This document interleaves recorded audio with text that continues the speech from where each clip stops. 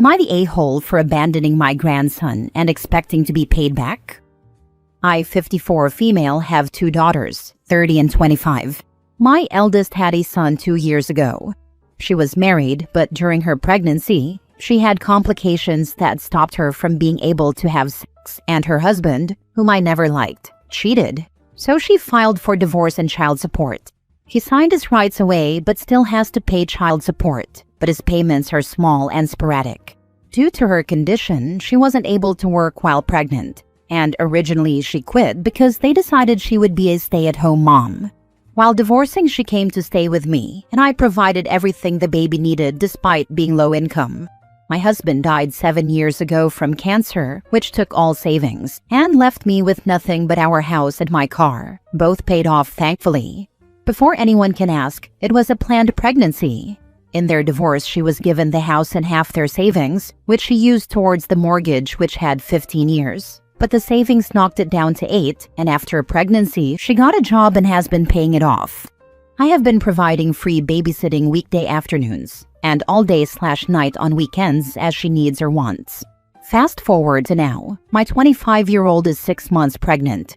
This was a bad situation. She is in therapy because it was an SA, but she didn't want to terminate or do adoption, and I support her decision. She rents and works, but it's just her. She was focused on her career and hasn't dated since early college. I'm still very low income, more so now with the rising costs, and can't help my youngest like I helped my eldest. I asked my eldest to donate the old baby things I bought: crib, bath, bouncers, walkers. All the stuff her son no longer needs. She is refusing, saying that her sister is irresponsible and she doesn't have to help her clean up her mess. She thinks her sister should have terminated or go for adoption, and that she shouldn't be trying to raise a child on her own because she's too young and can't even make room for a relationship, let alone a child. I don't agree with her at all, and am quite appalled by her behavior. In the end, I told her that if she's so much more responsible than her sister, then she can pay me back for all I provided her, and she can find a new babysitter because I won't do it anymore. She says I'm an a-hole for abandoning my grandson, and it's my job as her mom to help her, so she shouldn't have to pay back anything. She also said it's not her problem that I'm too broke to help her sister like I did her. I'm not abandoning my grandson, I just won't babysit anymore. Mainly because I'm going to get a second job to help my younger daughter. So, am I the a-hole? Not the a-hole. I'm sorry to say your oldest is the a-hole. Such hypocritical entitlement. I don't even understand it. When she lived with me, her ex trashed the house, and when she moved back in, my youngest went over and cleaned it all up. Her sister also paid her light bill for 2 months, so she could save a small cushion for emergencies, since all the savings ended up going towards the house. Just because you are the grandmother does not mean that you owe your daughter to keep her kid. She can put him in daycare or find someone to keep him. You are doing the right thing trying to help your youngest daughter. Don't be guilted, bullied, gaslit, or manipulated by your daughter or any of the screeching flying family monkeys into babysitting her son. She does not deserve your kindness. You are not abandoning your grandson. Your daughter is selfish and entitled. Take care of yourself and your youngest daughter. You wouldn't be too broke to help your youngest. If your oldest hadn't received all the support you provided, I'd personally be more rational and make your oldest face her hypocrisy and facts. You can't provide child care for a kid anymore because you need to work.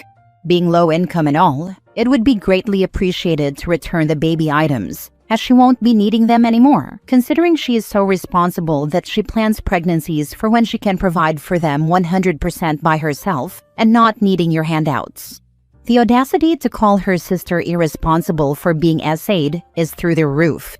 Why didn't she terminate her planned pregnancy when she couldn't do it alone and needed your help? Not the a-hole. You're not abandoning your grandchild. His mother is making it impossible to be there for him and his cousin at the same time. I agree. I definitely could have helped my youngest if I hadn't my oldest.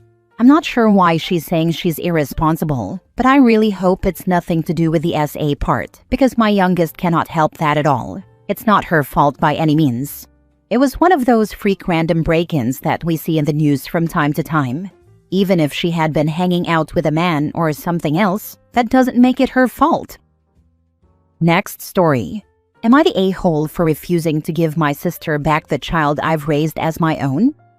I, 35 female, have been married to my husband, 38 male, for almost 10 years. For most of that time, our marriage felt like it was missing something. We tried for years to have a child, went through countless tests and doctor visits, and faced heartbreak after heartbreak as every attempt failed. It took a toll on us both emotionally and mentally, and there were moments when we wondered if we'd ever get to be parents. Then a few years ago, something unexpected happened.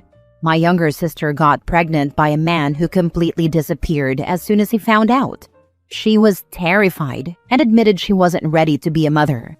She came to us asking if we could shoulder all her hospital bills and take the baby in. My husband and I had a long talk, and despite knowing how big of a responsibility it would be, we both agreed. We paid for everything: prenatal care, the delivery, and every expense that came after, and we registered the baby under our last name. From the day he was born, we raised him as our son. We loved him with everything we had and treated him as our firstborn.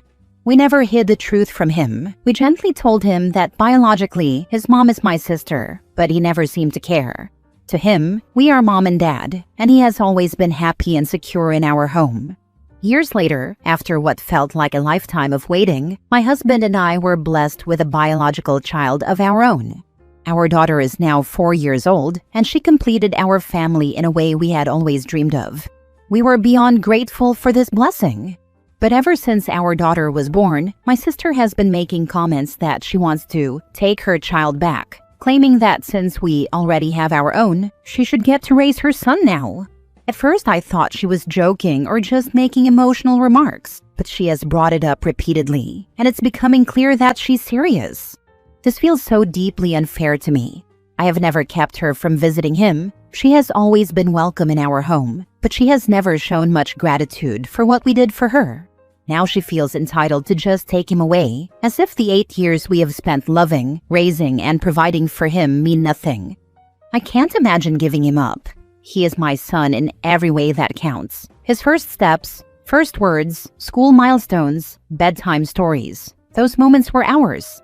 He calls us mom and dad. We are the only parents he has ever known.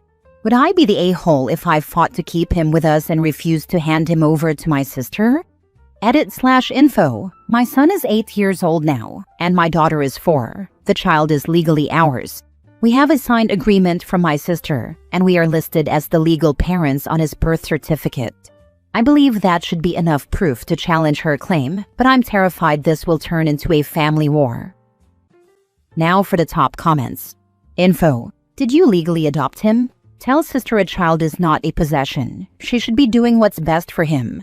And best for him is not uprooting his entire life. Yes, we adopted him legally. She even signed the papers because she didn't want to raise the child on her own. Then she has no leg to stand on. However, she might go crazy on you. I wouldn't leave her with a kid unsupervised. Who knows what wild stories she might tell. Not the a-hole. How unfair to your son to uproot his entire life. I would feel legal advice here. Is your sister stable, emotionally and financially? What an awful, selfish thing to do too. Yes, she was struggling emotionally and financially. That's why we took all the bills and everything. Absolutely not the a-hole. Your son may be cognizant of who his biological egg donor is, but you are his mother in every sense and purpose, and have been since his birth. I hugely doubt that any authority or medical/psychological professional would ever sign off on your sister regaining parental rights or custody, unless there was any evidence of abuse. Keep fighting for your child and children. He's not a toy to be shared or taken back. Thank you. We've been his parents in every way that counts, and we'll keep fighting to protect him. Please don't stress over something in which you kindly stepped up and helped your sister, and in the meantime, you were blessed with a baby that stole your and your husband's hearts. At the same time, you ticked all the boxes necessary to legally be recognized as the child's parents. Of course, you are not the a-hole. However, your sister most definitely is. Dismiss your sister's nonsense and continue to stay present for your loving family. Next story. Am I the a-hole for removing my sister-in-law from the family Spotify plan? I got married a couple weeks ago, and we're in the process of merging our finances.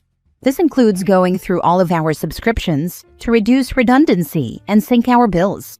In doing so, we realized that my husband's brother's ex-wife is still on his family's Spotify plan. Because she is, we can't add me. My husband started the family plan about 6 years ago for himself and his 2 older brothers. It allows him to have 4 separate accounts in the plan, and the cost per account is lower than paying for them individually. When the plan was created, each brother got an account, and the last account went to the middle brother's wife. The plan is under my husband's name, so he is the admin. He gets billed annually, and the others reimburse him for their share. At the time, this made perfect sense. They all saved some money. The middle brother was the only one with a spouse, and although my husband and I had been together for about a year at the time, I was about to start grad school, so I could still get the student pricing and thus had no reason to join the plan. Now, it makes less sense. I'm out of school, we're married, and the middle brother got divorced about a year and a half ago. We can easily afford to keep my separate Spotify. But we also realized the ex never paid my husband back when the plan renewed this year, so we agreed it made more sense to remove her and add me in order to simplify our subscriptions. So that's exactly what my husband did. He deactivated her, joined my Spotify to the plan, and texted his middle brother to let the ex know. We didn't text her directly because she became extremely volatile during their divorce, so the brother asked our whole family not to contact her directly, so all communication could flow through a specific moderated messaging app that their lawyers recommended. This has caused a family conflict. The middle brother is mad at us because he feels like we're forcing him to have another fight with his ex just so we could save a buck. It's true that she will definitely be set off by this. Plus, he feels like she deserves to stay on the plan because they were together for a long time, aka longer than my husband and I. We can definitely see how it sucks for him to have to reach out to his ex and inevitably piss her off. On the other hand, the oldest brother agrees with us. She can't stay on their family plan forever just to avoid a conflict. It's healthier to sever these last ties. She chose to leave the family. Divorce was her call, so she gave up any family-related benefits, and there are logical reasons for me to join the plan now. So, internet strangers, am I the a-hole for asking to join my husband's family Spotify plan and thereby forcing his brother to have a conflict with his ex? Now for the top comments. And texted his middle brother to let the ex know. I don't think it is necessary that middle brother lets her know. She is bound to notice the next time she tries to use Spotify and will either just accept that she is not part of that family anymore, by her own choice, or will reach out from her side to bitch about it, in which case middle brother has the same fight as he is fearing for when he reaches out to let her know.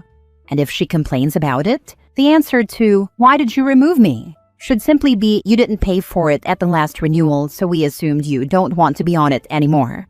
And who knows, maybe she is not even actively using it currently, and not paying for it was actually her way of saying, "I'm not part of this deal anymore." Not the a-hole. This is the way. She didn't hold up her financial end, so she's dropped. That's all middle brother has to say when and if she contacts him or anyone in the family. She's not entitled to a heads up. In real life, you don't pay your bill, service stops. Even if she did pay last year, there is no reason she shouldn't be dropped now.